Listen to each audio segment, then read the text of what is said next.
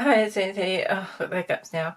I wanted to comment on the Hayden Panettiere situation. Actress just died recently. I'm feeling a bit unwell. I've come down with something and sneezing and runny nose, so I'm going to just try it anyway. I just had a whole bunch of things floating around in my head, excuse the hiccups. I just I kind of just seeing reports on social media, etc., media and all the rest. Oh, excuse me. And just from a perspective of someone who has suffered from serious mental health struggles, including postnatal depression as well, diagnosed with bipolar disorder and post-traumatic stress disorder, PTSD, 50 years of therapy for the PTSD, medications, etc. And I've also can relate to being separated from a child from country, but I thank goodness do not know the experience of the growing up famous, etc. My mind does get a bit scattered, so I'm trying to just, spoot out a few things on my mind about this. So there are a lot of interviews with her which do reveal her thoughts and feelings about what was upsetting her and what have you. So it's worth having a look at. She put out a memoir a few months ago and then died shortly after. So then there's all these conspiracy theories that she was murdered and all the rest of it. She has a long history of addiction and stuff, which she's has the insight to realise why, and everything started after a traumatic birth experience, and then where she nearly died. And then, but she was introduced to drugs in the Hollywood scene to do with her acting. Now, as far as when I first remember hearing her name is when she was on Heroes, which was a TV series 20 odd years ago. Actually, she's the only person that I can remember on it. I can't remember any of the other actors off the top of my head. I can remember a few specific scenes involving her, and I think because the so-called superpower of healing that her character had, like, never died off, it would always come back to life because it would regenerate and reheal or whatever. I thought the storyline was quite compelling, but then I somewhere along the line lost interest, and it sounds like I don't think I ended up watching the whole series in the end. Just seemed to go downhill after the first, lot. But that's when I first heard her name, and I think she did stand out as well. I thought it. I can remember specific scenes. Thought she was a good actress and all that. Apparently she was a teenager at the time. Now, I didn't realise until looking up this stuff, because of the recent events, that she was actually an actress from childhood, and it was actually had her first job as an infant before she was the age of 1.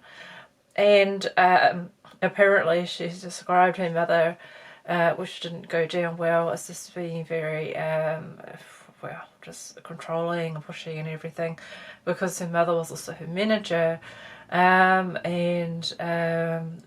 recent turn of events after their memoir was published, which I haven't read yet, which I hope to one day, but she's obviously criticised, reflecting back on how the childhood, not having a normal childhood, actually harmed her, and criticising her mother. So her mother apparently made a public statement insinuating that she must have a personality disorder, I think, because she said something like a personality profile or something or other, no empathy, and making drama to sell books or whatever.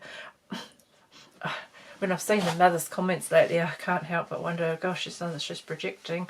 Anyway, so projection is when you attribute to someone else your own characteristics that you're in denial about.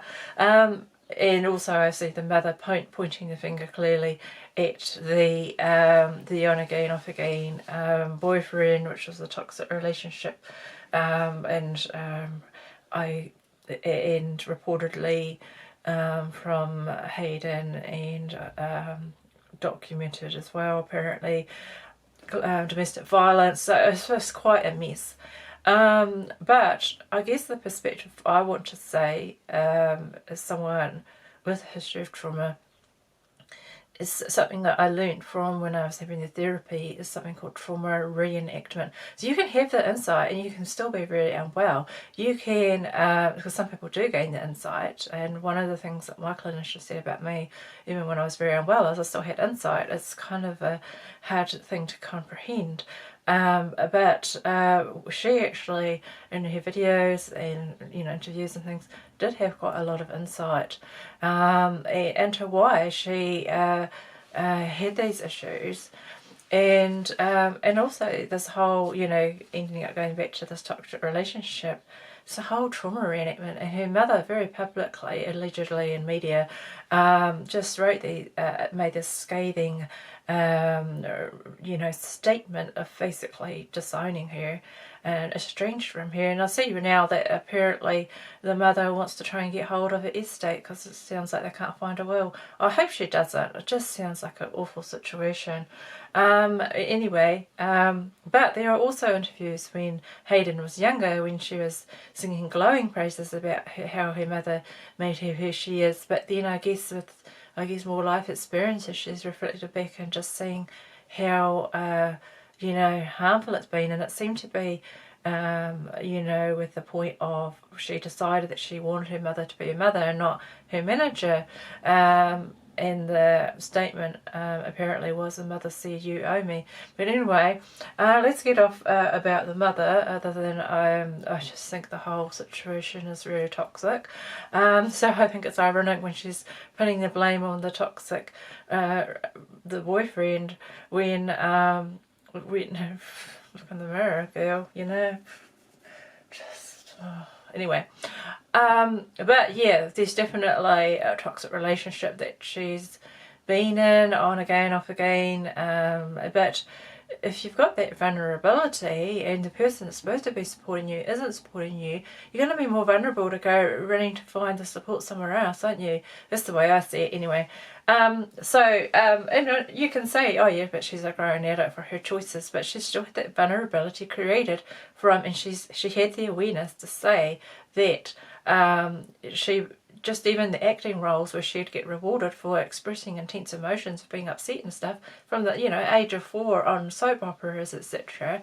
It blurs the boundaries of knowing what's normal or not, and what's healthy or not, what's real or not. So it definitely harmed her, and she knows that, and it actually ended up impacting on her relationship with her own daughter, because she ended up signing over full custody to her ex-partner, who has spoke graciously about her since all of this happened. The father of her daughter, who seem to be on good terms, and it was just because she was just so deep into the addiction that she wasn't able to be there as a mother, ironically, sort of like the pattern that she already had from her own mother. And it was just, it's just a really sad and unfortunate situation. So she's only in her 30s. But anyway, with this memoir, there's been a lot of discussion about it. And so in particular, a scene where it was referred to as sex trafficking, and she didn't name certain people, and it's obviously why she didn't name people, because of these powerful people with litigation, etc. And actually one of the people being speculated about is apparently threatening lawsuits and winning them against bloggers, etc. So I'm not going to name anyone. I know if anyone tries to suggest names, I'll just delete them. But anyway, you know, you can't help but speculate yourself, or I don't, you know, but apparently there was this situation on a boat where the person that she trusted took her down unexpectedly to this naked man who was waiting there for her. She was a teenager now. She has described the woman, if I recall correctly, as being a semi-successful actress in her 20s and someone she looked up to. So, and the man was a very famous singer-songwriter in his 30s. Did I say 20s for the woman? So 20s for the woman, 30s for the man. And then, and like he was just waiting for her, and the woman put her into the bed and said, he's got a big dick. So, and then she felt very unsafe and basically tried to escape the situation, get off the boat. And she's also talked about this in some video interviews, and she hasn't named specifically the people involved. So people were, you know, obviously speculating who were the 30-something singer-songwriters that were very famous. Well, I can think of two at the top of my head straight away. But one of them that comes up has publicly said that he only has a small dick, so I guess that must rule him out. But the other one, when I looked into it a bit deeper, it's kind of weird. I'm not going to name him, but I'm just going to give a few things of why I suspect. I'm not suspecting it because of this, but he did happen to put out this really bizarre video this particular week involving kidnapping and such themes, which was really bizarre. But when I looked up his history, there was he was apparently really into the whole sex scene and all the rest of it. Like, I didn't know this about him, just, you know, just apparently he had a reputation for some very annoying songs back in the day. But it was just, yeah, apparently he had reportedly admitted to owning an escort agency, and he'd have, you know, naked pool parties with actresses and all this. You know, it was this Hollywood scene was a bit wild. And you can imagine, like, children, you know, being brought up as into the scene, and all the drugs and all the partying and all the rest of it, like she was. It's really toxic anyway. So I kind of thought, well, who was, you know, who could fit the actress profile? I'm not going to name, but there was one in particular that came up. Now, there is this photo that's been circulated saying that this particular man and her were in the same photo with this particular woman who's threatening the litigation things. Now, this is another woman, yet again, who is older, because people are jumping to the conclusion it's her. Well, I don't think it is, because she's older. But anyway, she's threatening all this litigation. But there's another photo where this woman is wearing the same outfit with another person who is does fit the profile of this, you know, the semi-successful actress. She's also a socialite. It's taken at the same party, obviously, because they're wearing the same outfits. But they're saying that was on the boat. But the thing is that when you look it up, it's a Getty's image, apparently. It's actually around 2009, it says. So anyway, because you can figure out, you know, just figure out when it was, you know, if she hasn't gone and, you know, changed ages and whatever. But that's that particular actress has made a big announcement showing photos of back in those times, and I had to wonder to myself, was she still friends with her even now, or but you know, and that person had a very troubled, you know, kind of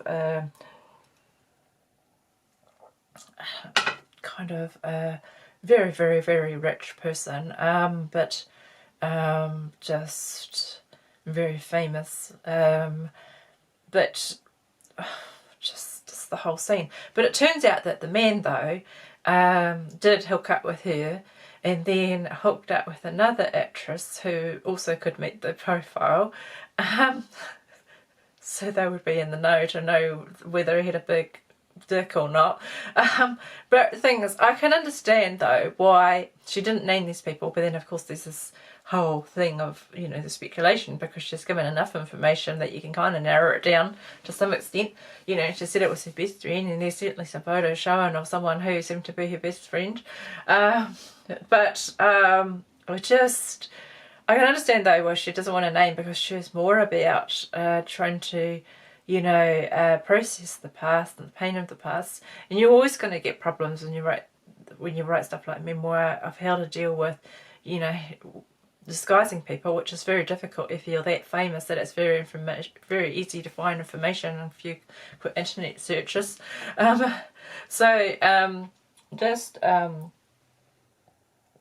But also, writing can be a form of processing something, but there's always going to be, you know, backlash. And even if you disguise someone, you can guarantee there's going to be a backlash. As someone who's written books myself about processing experiences, even though I'm not famous, it's just part and parcel of it all. And but looking at some of the interviews that she had, some interviews she was clearly under the influence of something. Whether it's prescription medications or, you know, alcohol or whatever, because you can tell, because she's just slurring her speech and everything. I've actually had the same kind of thing with me. Like, I've never actually been drunk with alcohol, but I've been on heavy medications which result slurring my speech, etc. And as far as the cause of death, it's suspected overdose, and whether it was intentional or not, it's not been, you know, commented on yet. But apparently with some leaked call to emergency services, there was suspected overdose and cardiac arrest. But I would not be surprised if there was a cocktail of a whole bunch of stuff in her system, even if it was prescription medications, which can be actually deadly at certain doses and combinations. But anyway, it's just a really unfortunate thing that she was trying to get her life on track. She's, you know, unfortunately unable to get out of that relationship. Was just really toxic as well, but she was also in a lot of pain with her mother, and then her mother came across as so cold as the statements made, but then she ended up doing something later saying that it's not without you know, care for her or whatever. So, whatever, lady. Anyway, another thing that I noticed too was Neutrogena. Apparently she worked for Neutrogena for a decade, but then dropped her after she talked publicly about her experiences with postnatal depression. This was some time ago, and apparently they've made a big public statement with kind of like an apology. Well, too late for that. Apparently the backlash and the boycotts, etc., the stock prices went down. So it's damage control is what I see. Just thinking if there's anything else. Oh yeah, so in amongst all of this there was also grief because her brother died, and from what I can, about 3 years ago or so, what I can gather too, he was also in the industry and also had problems with the drugs and stuff like that. Yeah, it's just a really unfortunate situation all around, but I guess that, you know, so it doesn't really matter whether someone's rich or poor, can still go through such kind of experiences. That's, I guess, my point, and so you can have empathy about that.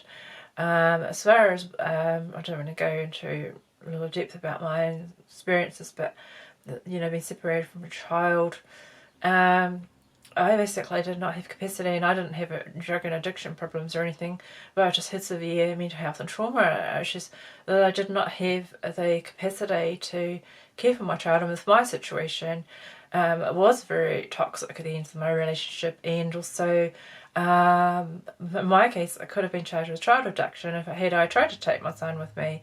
So fortunately I do have a relationship with my son, but I've missed out on half his life. You know, it's just terrible all around. But you cannot deny that in Hayden's case, that her childhood, not having a normal childhood, and basically apparently being the breadwinner as a child, and just all of these ridiculous amounts of jobs and stuff, did not have a harmful impact on her, and having to, you know, produce intense emotions on demand or whatever things